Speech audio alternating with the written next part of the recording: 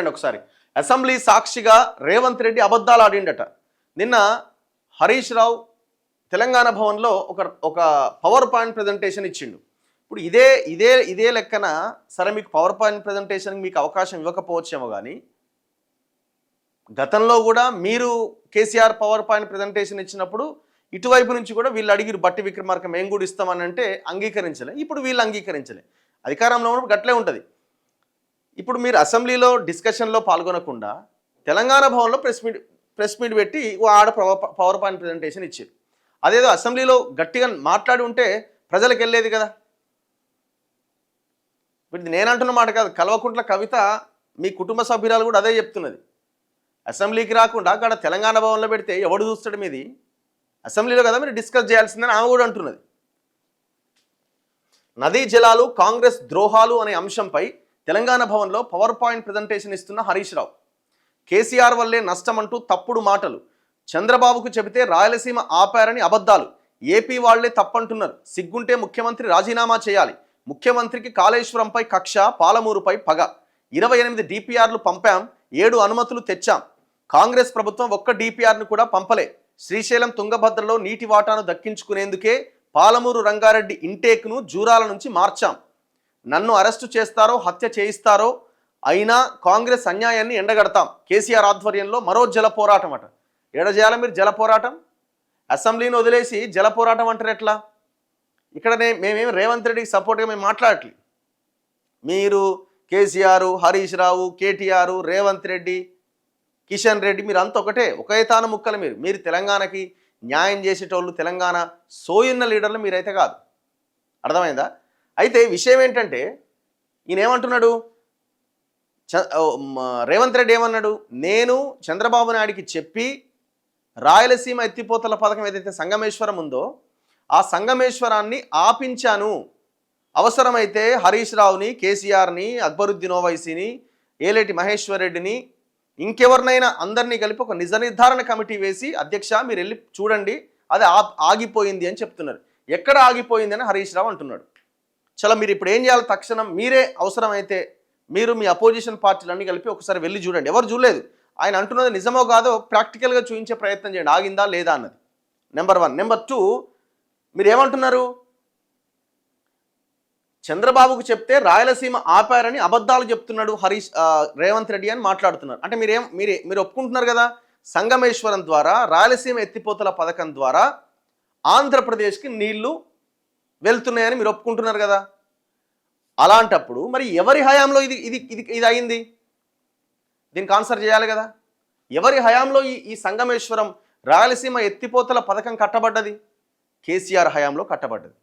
కేసీఆర్ హయాంలో అంటే ఈయన సహకారంతో ప్రజాభవన్లో జగన్మోహన్ రెడ్డి పిలిపించి కాంట్రాక్టర్ మెగా కృష్ణారెడ్డిని ఓకే చేసి ఆ సంగమేశ్వరం కట్టిరు. ఇప్పుడు హరీష్ రావు కూడా ఆన్సర్ చేయాల్సింది ఏంటంటే, ఆ సంగమేశ్వరం కట్టడానికి తెలంగాణ నుంచి ఆ బ్లాక్ సాయిల్ ఏదైతే ఉందో అక్కడ అన్ని కొండలు, గుట్టలు, రాళ్ళు, రప్పలు ఉంటే అక్కడ ఈ బ్లాక్ సాయిల్ దాన్ని ఏమో అంటారు, దాన్ని అది లేకపోవడం వల్ల మహబూబ్ నగర్ పరిసర ప్రాంతాల నుంచి దాన్ని తీసుకెళ్ళి అక్కడ సంగమేశ్వరం కట్టడానికి ఉపయోగించాలా లేదా, దానికి ఆన్సర్ చేయాలి. చెప్పండి, మీరు మీ హయాంలో జరిగిందే కదా ఇది. ఇంకా ఘోరం ఏమంటుండంటే ఇందులో రాసిరు చూడండి, ఏమంటున్నాడు, నదీ జలాలపైన మొదటి అపెక్స్ కౌన్సిల్ సమావేశంలోనే కొత్త ట్రిబ్యునల్ ఏర్పాటుపైన ప్రశ్నించాం. ఎవరు ప్రశ్నించారు? ఈ ప్రశ్నకు ఆన్సర్ ఉందా మీ దగ్గర? ఫస్ట్ అపెక్స్ కౌన్సిల్ మీటింగ్కి ఆనాడు ముఖ్యమంత్రిగా ఉన్న కేసీఆర్ అటెండ్ కాలే. అపెక్స్ కౌన్సిల్ మీటింగ్కి ఇద్దరు ముఖ్యమంత్రులు అటెండ్ అవుతారు. పిలుపు వచ్చింది, కానీ ముఖ్యమంత్రి కేసీఆర్ ఆనాడు అటెండ్ కాలే. జగన్మోహన్ రెడ్డి అటెండ్ అయ్యింది. ఎందుకు అటెండ్ కాలే? జగన్మోహన్ రెడ్డి, కేసీఆర్, మెగా కృష్ణారెడ్డి కలిసి కూర్చొని డిసైడ్ అయ్యారు. అప్పటికి టెండర్లకు సంబంధించిన ప్రక్రియ స్టార్ట్ అయింది. ఒకవేళ ఈ ఫస్ట్ అపెక్స్ కౌన్సిల్ కనుక వెళ్తే ఆ టెండర్ల ప్రాసెస్ని ఆపాలి అని అక్కడ డిమాండ్ చేయాల్సిన పరిస్థితి వస్తుంది. సో అవార్డ్ అయిన తర్వాత మొత్తం అంతా అయిపోయిన తర్వాత మళ్ళీ second apex council meeting attend అయ్యింది కేసీఆర్. ఇది వాస్తవమా కాదా? హరీష్ రావు సమాధానం చెప్పాలి. ఎవరెవరు వెళ్ళి ప్రశ్నించారు ఈ ట్రిబ్యునల్, కొత్త ట్రిబ్యునల్ ఏర్పాటు పైన? ఫస్ట్ అపెక్స్ కౌన్సిల్లో ఆ టెండర్లకు సంబంధించిన ప్రాసెస్ని ఆపాలి అని ఎందుకు మీరు డిమాండ్ చేయలే? సంగమేశ్వరం రాయలసీమ ఎత్తిపోతల పథకం ఎవరి హయాంలో కట్టబడ్డది? దీనికి ఆన్సర్ ఉందా? మీరే అంటున్నారు అది ఆగలేదు, నడుస్తూనే ఉంది అని మీరే అంటున్నారు. రేవంత్ రెడ్డి తప్పు చెప్పిండని. మరి ఎవరి హయాంలో కట్టబడ్డది? ఎందుకు కట్టబడ్డది? దీనికి ఆన్సర్ లేదు. టెలిమెట్రీలు పెట్టాలని 2016లోనే కోరాం. కేంద్రం స్పందించకపోతే ఏమాత్రం వెనక్కి తగ్గకుండా సుప్రీంకోర్టు గడప తొక్కారు. ట్రిబ్యునల్ అవార్డు ఇచ్చే వరకు 50-50 నిష్పత్తిలో నీటి పంపిణీ జరగాలంటూ 2018 నుంచి 2023 వరకు కేఆర్ఎంబీకి ఆనాటి బీఆర్ఎస్ ప్రభుత్వం 28 లేఖలు రాసింది. రెండో ఎపిక్స్ కౌన్సిల్ సమావేశంలో కూడా అత్యంత శక్తివంతమైన వాదన వినిపించింది అని అసెంబ్లీలో BRS deputy floor leader Harish Rao స్పష్టం చేశారు. అర్థమైందా? మీరు అందుకే ఇప్పుడు అది ఆగిందా ఆగలేదా, రేవంత్ రెడ్డి కరెక్ట్ చెప్పిండా తప్పు చెప్పిండా అని మీరే నిజ నిర్ధారణ కమిటీగా మీరు వెళ్ళండి అక్కడికి. మీ హయాంలోనే జరిగింది, ఈ రాష్ట్రానికి అన్యాయం చేసింది మీరు. ఇది జగన్మోహన్ రెడ్డి మీరు అందరూ కలిసి కూర్చొని స్కెచ్ గీసి చేసినటువంటి వ్యవహారం.